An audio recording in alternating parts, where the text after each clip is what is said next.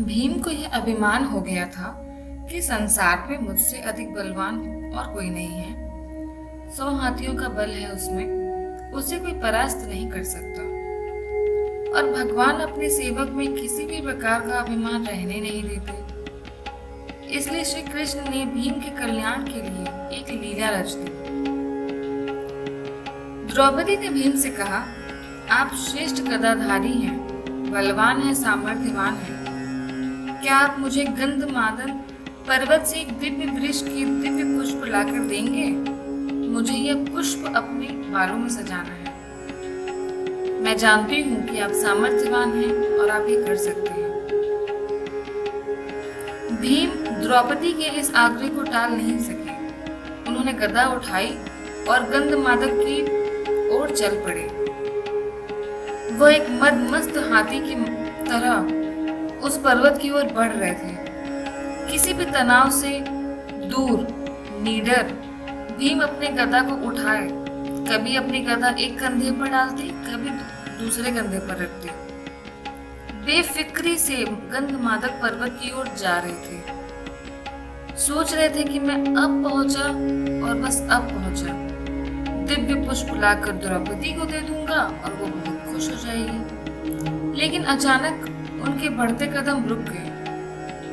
उन्होंने देखा कि एक वृद्ध, लाचार, कमजोर वानर उन्हीं के मार्ग पर बैठा है जिस मार्ग से उन्हें आगे की ओर बढ़ना है। उसने अपने पूंछ के आगे उस पर्वत तक बिछा रखी है जिससे रास्ता रुक गया है।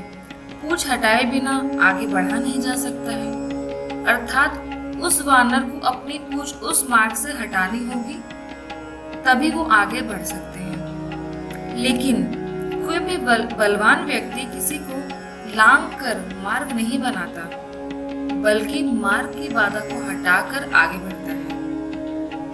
बलवान व्यक्ति बाधा सहन नहीं कर सकता।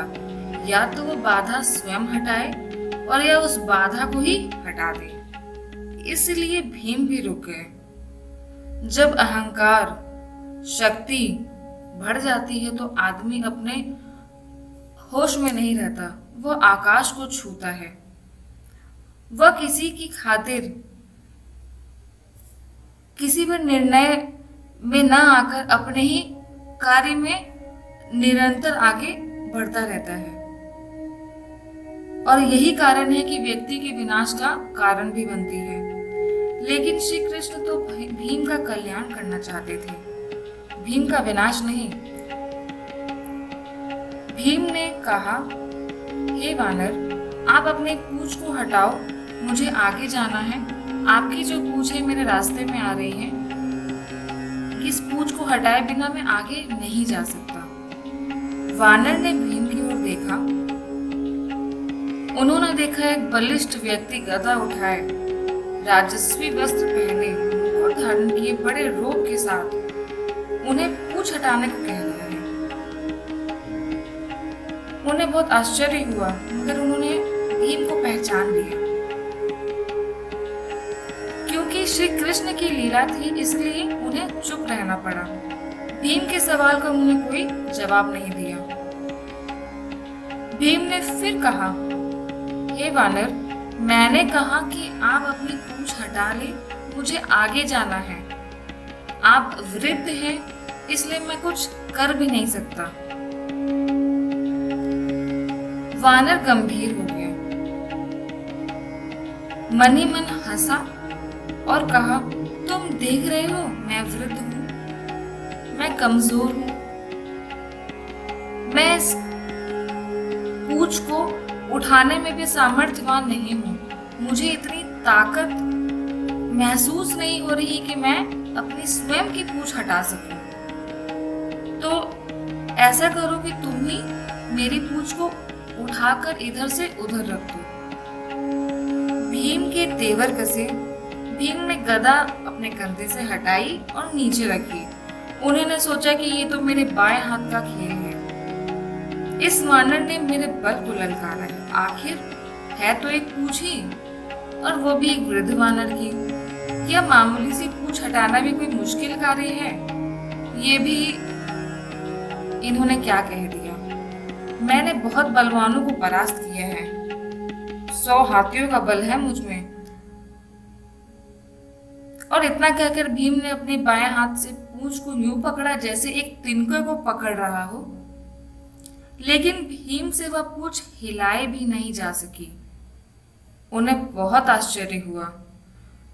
फिर उसने दाएं हाथ से सोचा कि इस पूंछ को हटा दिया जाए।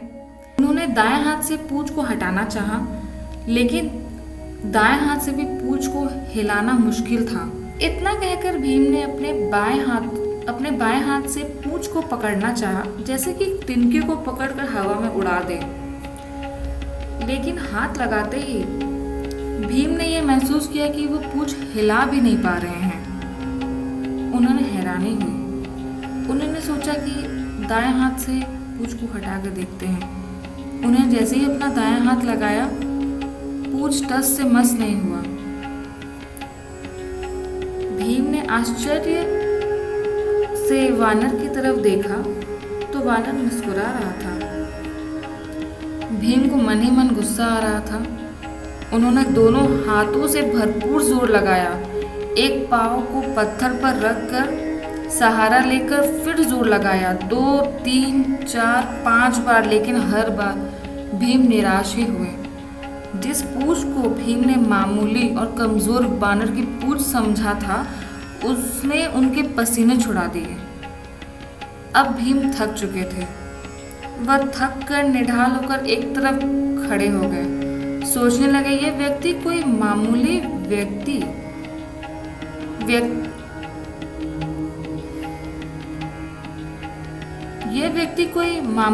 वानर नहीं है।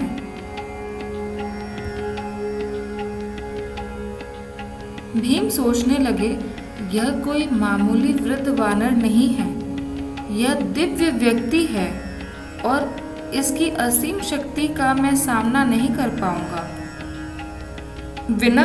विनम्र और झुका हुआ व्यक्ति ही कुछ कर पाता है। अकड़ उसे ले डूबती है, ताकत गायब हो जाती है और भीम वाकई वृद्ध वानर के सामने कमजोर लगने लगा। अहंकार गायब हो चुका है और अहंकार जब मिटता है तभी भगवान की कृपा प्राप्त होती है। भीम ने कहा, मैं आपको पहचान नहीं सका प्रभु। जिसकी पूंछ को मैं उठा नहीं सका वह कोई मामूली वानर नहीं हो सकता। मुझे आप क्षमा करें, कृपया अपना परिचय दें प्रभु। वानर उठ खड़ा हुआ, आगे बढ़ा और भीम को गले लगा लिया और कहा, भीम, मैं तुम्हें पहचान गया था। तुम वायुपुत्र हो और मैं पवन पुत्र श्री राम का सेवक हनुमान हूँ। श्री राम का सेवक होने के सिवा मेरी और कोई पहचान नहीं है और उन्हीं के आदेश पर मैं इस मार्ग पर लेटा हुआ हूँ, ताकि तुम्हें तुम्हारी असलियत बता दूं। रिश्ते में मैं तुम्हारा बड़ा भाई हूँ, इसलिए बड़े भाई का कर्तव्य निभाते हुए प्रभु के आशीर्वाद से तुम्हें याद दिला रहा हूँ कि शक्ति या ताकत का अभिमान न किया करो, क्योंकि यह ताकत और बल तुम्हारा नहीं, भगवान ने इसे तुम्हें दिया है। यह शरीर भी तो परमात्मा ने ही दी है और जो चीज़ परमात्मा की है वह किसी और की कैसे हो सकती है। इसलिए जो जिसने दिया है उसके लिए उसी का धन्यवाद करना चाहिए। परमात्मा की शक्ति के अलावा किसी की क्या शक्ति हो सकती है। भीम की आंखें खुल गई। हनुमान जी की वीर गाथाएं याद आ गई। प्रेम से, श्रद्धा से भीम की आंखों से आंसू बहने लगे और भावों के इसी प्रभाव में भीम ने हनुमान जी को समुद्र लांघने के समय पर धारण किए गए विशाल रूप का दर्शन कराने का आग्रह किया। हनुमान जी ने श्री राम की कृपा से अपना आकार वैसे ही बढ़ाया जैसा उन्होंने 100 योजन समुद्र लांघने के समय धारण किया था। यह देख भीम हैरान रह गया। वह कभी हनुमान जी के चरणों में देखता और कभी उनके आकाश छूते हुए मस्तक को, जिसे वह देख ही नहीं पा रहा था। हनुमान जी ने कहा, भीम, मेरे इस रूप को तुम देख नहीं पा रहे, लेकिन मैं श्री राम की कृपा से इससे भी बड़ा रूप धारण कर सकता हूँ। भीम ने हाथ जोड़कर सिर झटक दिया और हनुमान जी के चरणों में गिर गया और उनसे माफी मांगी। भौतिक पद, प्रतिष्ठा और धन का अभिमान कैसा, यो तो कभी भी नष्ट हो सकते हैं। भौतिक पदार्थ भौतिक सुख ही देते हैं, लेकिन परमात्मा की कृपा तो शाश्वत होती है, जिसे कोई छीन नहीं सकता, चोर चुरा नहीं सकता। आदमी को उसी दायरे में रहना चाहिए जिसमें परमात्मा रखे। परमात्मा की इच्छा के बिना तो पत्ता भी नहीं हिल सकता। इंसान की जिंदगी का क्या भरोसा, किसी भी मोड़ पर 4 कदम की दूरी पर खत्म हो सकती है।